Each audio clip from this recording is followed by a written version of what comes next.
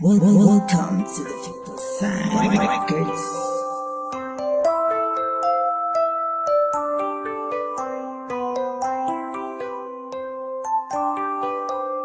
Summer Lab.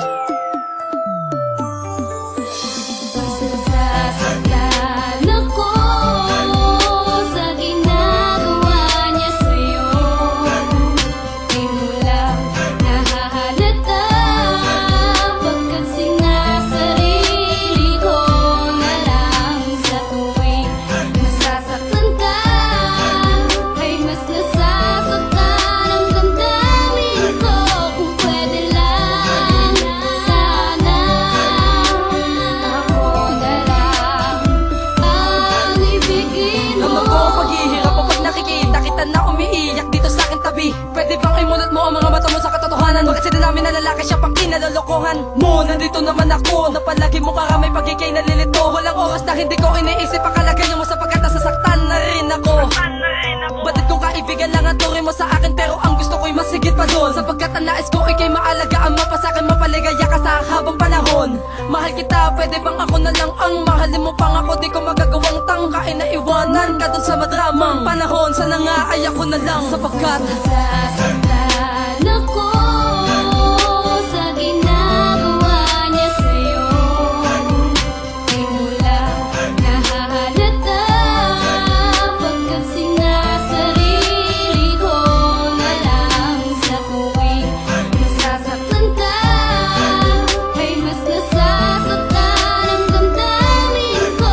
Kung pwede lang, sana ako na lang ang ibigin mo. sana ako ay naging maaga para maging magaan ang dinadala at hindi ka palaging ginugulo ng kaganapan sa pagitan ninyong magkasintahan, pagkat ako'y nasasaktan sa iyong pinapakitang pagbubulag-bulag-bulagan at pagkikay niya pinagtutulak-tulakan. Bakit di mo pa imulat ang iyong mga mata? Kung mapansin mo tulad kong nagmamahal sa'yo, sana ako na lang ang pinili mo.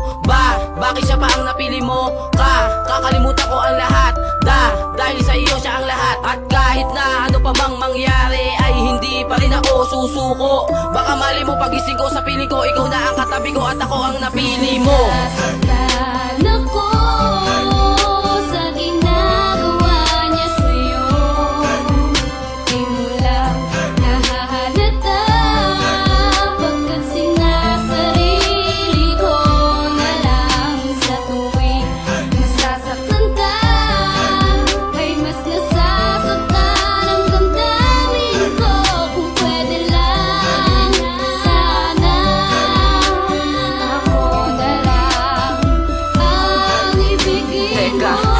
pinipili ko na lang na ibiling ka sa kanya sa dahilang pinipili pa pa sa'kin, pero di rin pipigilin ko na lang aking nadarama. Alam mo ba, sa tuwing kayo'y nakikita ko na magkasama, ay hindi ko mapigilan mag-isip ng bayolente paraan. Sapakin ko kaya siya, handa na akong sagupain na lahat. Pero paano gagawin ang mga bagay na iyo ko sa pagitan natin dalawa? Siya ang nakaagwat, bagamat hindi pa rin matanggap ang mga pangyayari sa atin dalawa. Ayos na nasa kanya ka, basta kaibigan pa kita at kasama ka dun ako masaya. Ha? Nasasaktan